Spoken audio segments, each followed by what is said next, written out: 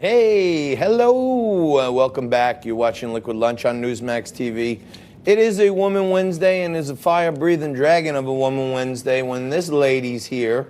Eileen Fisher joins us right now, and she is the host of the radio show Heart Match Me, heard here in New York on AM 970, The Answer, the home of Frankie Morano, my co-host. That's right. And many other great talkers like Mike Gallagher and all the great ones.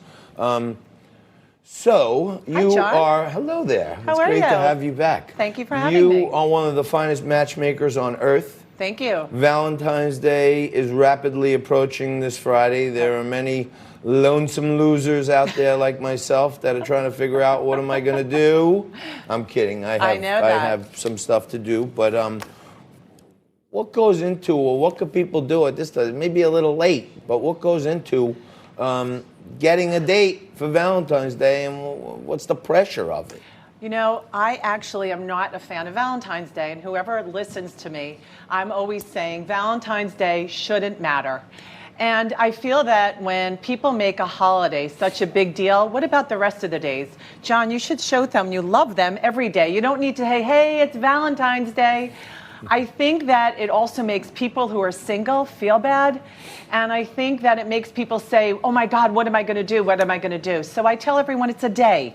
Get past it. And if you don't have a date, go out with your friends. Go celebrate something. You don't have to make it a love holiday only. So I always say, like, these big nights, like, you know, the night before Thanksgiving is the night to go out. Yes.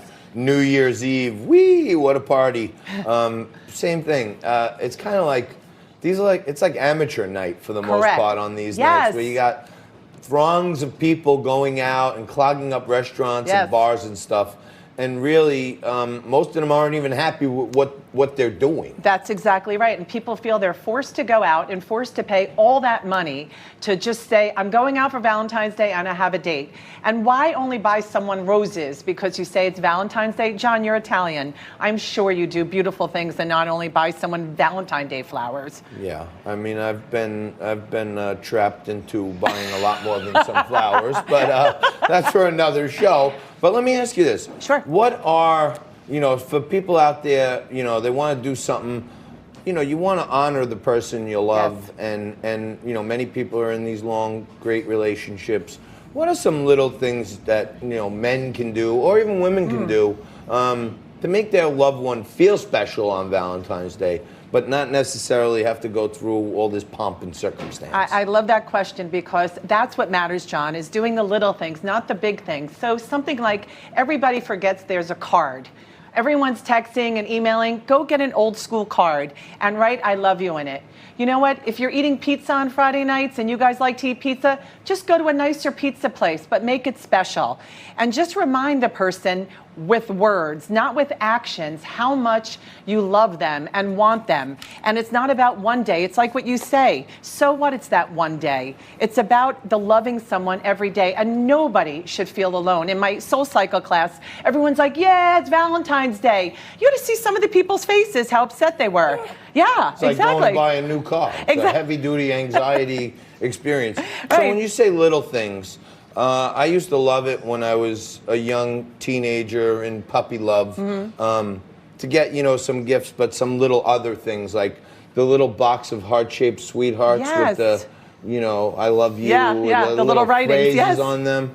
So it was like one rose and a box of sweetheart hearts. That's sweeter, cute? but also something that you guys have done together. Like, think of an experience that you had with your date that can make it special, that she'll say, ah, he remembered we did this together. Go through the relay role of everything you guys have done and just capture an action, a moment. What about, you know, if it's a blind date? Who goes out on Valentine's Day? You never know. I mean, you're in the dating business. You know, maybe it's like what if it's a first date? No, you don't go out on a first date on Valentine's Day. Day cannot be a first date. No, that's a no-no. No, that's bad, John. That's bad. So if this week, if someone talks about that, go back to watching the political news, expanding your brain, That's rest right. your body, and postpone that date till maybe next week when the pressure Exactly. of Valentine's And no, Day it's isn't just on. one day. Like you said, it was perfect, John. It's like New Year's Day. Get through it. Make the day before more special. Well, Don't put so much pressure. One man I know who makes the day before New Year's Eve special is my co-host there, Frank Morano. That's my He's behind the specialty. scenes keeping the production team in line today, but Frankie throws this big New Year's Eve celebration. Nice. I've never been invited. That is not true. It's to get Check your together email. with people that you have been wouldn't invited. be able to get together on New Year's Eve. Wow. Right? Which is an unbelievable gala event. But you also said it might be okay to take the date for some pizza. And my partner right there, he is one of the top pizza aficionados in the world. So, any suggestions for those new daters for pizza parlors? I would Frankie? suggest a heart-shaped pizza for those of you that are going for pizza. But Eileen, Yes. I do want to ask you, let's say you are by yourself, either you're single or you're divorced, on Valentine's Day, and you don't want to be alone. Is there any place, you're a matchmaker, is there any place that you can go to meet a potential romantic partner or even just a potential friend of the opposite sex on Valentine's Go Day? to a steakhouse. Men love steak. I always tell women, a man is in, with all this vegan stuff, but still, go to a bar, go there. You don't have to stay out all night. Just go for a little bit and just make yourself feel better. Go out. Don't stay in and feel bad for yourself. And I always say, Frank, you never know who's sitting next to you. It can be the greatest person for you. Right, Well, John? that's not true in your case. Yeah, I mean, we're sitting next to each other. But let me ask you this. Because that was a little one-sided to say, well, go to a steakhouse. That's where all the guys go. Now, I'm just asking for a friend. Yes. Of course. But if you're a guy, Yes. and you don't want to be roaming around alone on Valentine's Day and you want to have maybe a chance of meeting someone, what's a good type of place for a guy? I'm asking for a Same friend. advice. But he's asking for a friend, but same The guy advice. goes to the steakhouse too? Yes. Why do you Really? think I'm telling women to go there? So think about that. There you Yeah, go. All right. exactly. But more importantly is to love yourself, If right? people are looking to get fixed up and find you and hopefully procure your services, where can they find you? Elite Connections International. So you got to check out Elite Connections International. And don't forget to check out Eileen Fisher and her show, Heart Match Me, every Sunday at 5 right here on AM 970. The Answer in New York. Thank you, my dear. Thank you, John. I'm gonna have Thank to get you, some Frank. advice from you very soon for one of my friends. We're going to take a quick break, and you're going to get some more Liquid Lunch coming at you right after this.